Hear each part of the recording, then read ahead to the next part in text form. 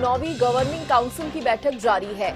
नीति आयोग की बैठक से पीएम ने संदेश दिया, विकसित भारत हर देशवासी की महत्वाकांक्षा। विकसित भारत के लक्ष्य में राज्यों की सक्रिय भूमिका, लोगों से सीधा जुड़ते हैं राज्य के प्रतिनिधि, प्रधानमंत्री नरेंद्र मोदी ने कहा। बैठक में भाग ले रहे हैं मुख्यमंत्री और उपराज्यपाल।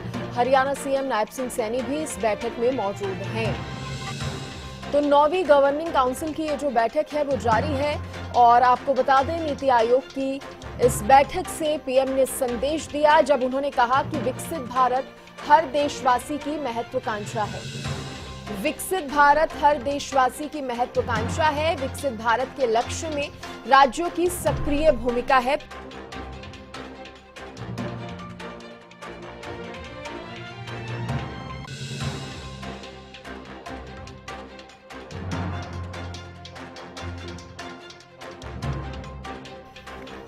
तो 9वीं गवर्निंग काउंसिल की बैठक जारी है। बड़ी जानकारी आपको दे दें, नीति आयोग की बैठक से पीएम ने संदेश देते हुए कहा कि विकसित भारत हर देशवासी की महत्वाकांक्षा है। विकसित भारत के लक्ष्य में राज्यों की सक्रिय भूमिका है, लोगों से सीधा जुड़ते हैं राज्य के प्रतिनिधि, पीएम ने कहा। राज्य के प्रतिनिधि लोगों से सीधा जुड़ते हैं। आपको बता दें, इस बैठक में हरियाणा के मुख्यमंत्री नायब सिंह सैनी भी मौजूद हैं। 9वीं गवर्निंग काउंसिल की ये बैठक है जो जारी है। नीति आयोग की बैठक से ये जो बैठक है बेहद महत्वपूर्ण, नीति आयोग की ये बैठक, 9वीं गवर्निंग काउंसिल की ये बैठक जारी है और हरियाणा के सीएम नायब सिंह सैनी भी इस बैठक में मौजूद हैं। ये बड़ी जानकारी इस वक्त की आपको देते हैं। देखिए, हरियाणा के मुख्यमंत्री नायब सिंह सैनी दिल्ली दौरे पर हैं। 3 दिवसीय उनका ये दौरा है और इस दौरान कई कार्यक्रम नायब सिंह सैनी के रहने वाले हैं और उसी में से एक ये महत्वपूर्ण कार्यक्रम या यूं कहे महत्वपूर्ण बैठक नीति आयोग की, जिसमें नायब सिंह सैनी ने शिरकत की है। और इस पर ज्यादा जानकारी देने के लिए दिल्ली से मेरी सहयोगी अपराजिता श्री मेरे साथ जुड़ गई हैं। अपराजिता, 9वीं गवर्निंग काउंसिल की बैठक जारी है और क्या कुछ जानकारी नीति आयोग की इस बैठक को लेकर?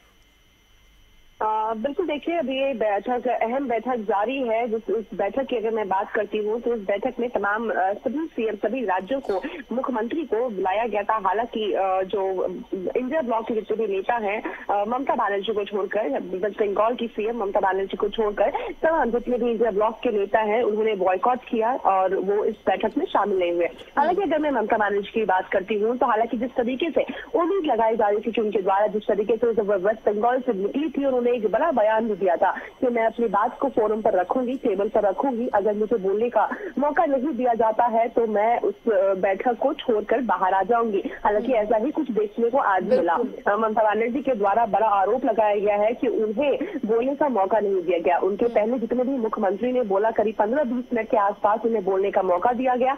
जैसे ही मैंने बोलना शुरू किया, मुझे 5 मिनट के बाद मेरी माइक बंद कर दी गई, मुझे बोलने का मौका नहीं दिया गया। हालांकि जिसके उत्तर में निर्मला सीतारमण वित्त मंत्री भी उस बैठक में शामिल थी। उन्होंने कहा कि बिल्कुल गलत आरोप उनके द्वारा लगाया गया है। जितने साइन उन्होंने दिया गया था वो स्क्रीन पर डिस्प्ले किया गया था और इस तरह का आरोप लगाना उन्हें शोभा नहीं देता है। वहीं अगर इस बैठक की मैं बात करती हूँ तो इस बैठक में कुल 7 राज्यों के मुख्यमंत्री इंडिया ब्लॉक के शामिल नहीं रहे। वहीं अगर मैं बात करती हूँ भारतीय जनता पार्टी के शासित या एनडीए शासित राज्यों की अगर मैं बात करती हूँ, जैसे चंद्रबाबू नायडू इस बैठक में शामिल रहे, साथ ही हरियाणा के मुख्यमंत्री नायब सिंह सैनी शामिल रहे, उत्तर प्रदेश के मुख्यमंत्री योगी आदित्यनाथ, तमाम जितने भी मुख्यमंत्री हैं इस बैठक में शामिल रहे। इनके अलावा अगर बात करती हूँ तो कई मंत्रियों को विशेष आमंत्रित किया गया था, आमंत्रित सदस्यों में उन्हें शामिल किया गया था। जैसा अगर मैं बात करती हूँ, जो सदस्य बनाए गए थे उनमें राजनाथ सिंह शामिल थे, गृह मंत्री अमित शाह, कृषि मंत्री शिवराज सिंह चौहान, वित्त मंत्री निर्मला सीतारमण इसमें सदस्य थी। साथ ही नितिन गडकरी, जेपी नड्डा, साथ ही डी कुमार स्वामी, मंत्री जितेंद्र राम मांझी भी इसमें विशेष आमंत्रित सदस्य बनाए गए थे। इसके अलावा अगर मैं बात करूं तो लल्लन सिंह भी इसमें शामिल थे, वीरेंद्र कुमार, साथ ही राम मोहन नायडू जो एनडीए के मंत्री हैं राम मोहन नायडू भी शामिल थे, साथ ही जुअल ओराम भी शामिल थे, अगर महिला एवं बाल कल्याण मंत्री अन्नपूर्णा देवी भी इसमें शामिल थी। इसके अलावा चिराग पासवान भी शामिल थे और हरियाणा के अगर मैं बात करती हूँ तो स्वतंत्र प्रभार के मंत्री राव इंद्रजीत भी इस बैठक में शामिल रहे। इस बैठक की अगर मैं मुद्दा बात करूँ तो इस बैठक में जिसे केंद्र में रखा गया था, जो थीम इस बैठक का था वो है किस तरीके से विकसित भारत बनाया जाए, 2047 तक किस तरीके से देश को विकसित भारत बनाया जाए, इस ओर किस तरीके से काम करना है सेंटर और स्टेट को साथ मिलकर के। इन चीजों को इस बैठक में डिस्कस किया जा रहा है कि किस तरीके से सेंटर की जो योजनाएं हैं, जो भी विकसित भारत की तरफ जिस तरीके से हमें आगे बढ़ना है, किस तरीके से स्टेट सहयोग करेगा, किस तरीके से सेंटर सहयोग करेगी, ये तमाम चीजें डिस्कस की गई है। साथ ही हमने सुना है किस तरीके से इकोनॉमी को थर्ड लार्जेस्ट इकोनॉमी बनाना है इंडिया को, उन चीजों को लेकर भी डिस्कस किया गया है। किस तरीके से $3 ट्रिलियन यूएसडी डॉलर के साथ हमें थर्ड लार्जेस्ट इकोनॉमी बनानी है, वहीं $30 ट्रिलियन यूएसडी डॉलर के साथ हम 2047 में पहुंचेंगे। ये तमाम चीजें इस फोरम में डिस्कस की जा रही है। देखने वाली बात होगी किस तरीके से, क्योंकि देखिए विपक्ष के नेता इस बैठक में शामिल नहीं हुए तो उन राज्यों पे क्या असर पड़ेगा, ये भी देखने वाली बात होगी। बिल्कुल, क्योंकि कहीं ना कहीं जो मेन इस बैठक का मोटिव है वो यही है कि विकसित भारत 2047 को लेकर चर्चा होनी है, रणनीति बनाई जानी है। और इसमें से जिस तरह से आपने भी बताया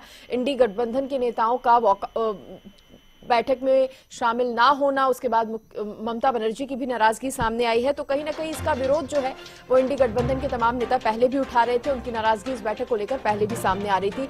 चलिए, शुक्रिया अपराजिता तमाम जानकारी देने के लिए, धन्यवाद।